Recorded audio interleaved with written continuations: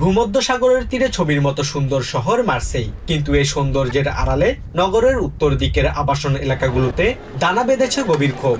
ভাঙাচোরা আবাসন, মাদক চক্রের দাপট আর নিরাপত্তাহীনতায় অতিষ্ঠ বাসিন্দাদের জীবন। এই নিরাপত্তাহীনতাকেই এখন নির্বাচনী হাতিয়ার হিসেবে বেছে নিয়েছে কট্টর ডানপন্থী দল ন্যাশনাল র্যালি। মার্সেই এখন একটি মাদক নগরীতে পরিণত হয়েছে। এখানে মাদক পাচার বিস্ফোরক হারে বেড়েছে, অথচ গত কয়েক বছর ধরে বর্তমান মেয়র এ নিয়ে কিছুই করেননি। আমার প্রথম অগ্রাধিকার হবে একটি বিশেষ মিউনিসিপাল এন্টি ড্রাগ ব্রিগেড তৈরি করা, যা জাতীয় পুলিশের পরিপূরক হিসেবে কাজ করবে। মার্সেই এর উত্তর দিকের লেমিল আবাসনের এক বাসিন্দা তার জানালার সার্সিতে গুলির চিহ্ন দেখিয়ে জানান, দিনের পর দিন তারা এখানে আতঙ্কে বসবাস করছেন।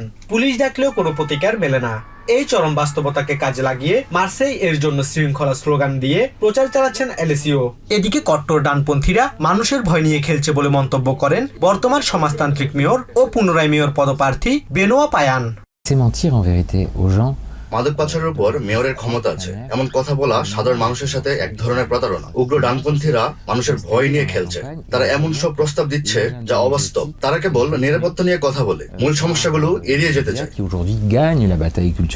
বর্তমান মেয়র পায়ানের পক্ষে প্রচারণা চালাচ্ছেন মাদক বিরোধী কর্মী আমিন কেসাচি, যিনি তার দুই ভাইকে হারিয়েছেন মাদক যুদ্ধের সহিংসতায়। তাদের মতে কেবল পুলিশ বাড়িয়ে সমস্যার সমাধান হবে না, প্রয়োজন উন্নত আবাসন, শিক্ষা এবং কর্মসংস্থান। আমরা মাদক পাচারের মোকাবিলা করব স্বাস্থ্যসেবা, শিক্ষা, উন্নত পরিবহন এবং বাসস্থানের মাধ্যমে। আমি ব্যক্তিগতভাবে আবাসন সমস্যার সমাধান নিয়ে বেশি আগ্রহী, যার সাথে জড়িয়ে আছে প্রতিটি পাড়া মহল্লার মর্যাদা, খাদ্য নিরাপত্তা, কর্মসংস্থান আর প্রশিক্ষণের মতো বিষয়গুলো। তবে এর বাইরেও আমাদের আরো অনেক কিছুই করার আছে। মার্সেইয়ের সমুদ্র তীর থেকে উত্তরের আবাসন এলাকা, সব জায়গাতেই এখন আলোচনার কেন্দ্রবিন্দুতে নিরাপত্তা। একদিকে কট্টর ডানপন্থীদের কঠোর শৃঙ্খলার প্রতিশ্রুতি, অন্যদিকে বর্তমান মেয়রের সামাজিক উন্নয়নের দাবি। শেষ পর্যন্ত মার্সেইয়ের নাগরিকরা কোন পথ বেছে নেবেন তা জানা যাবে মাস শেষের ব্যালট লড়াইয়ে। Basudebnath, TVN 24 news desk.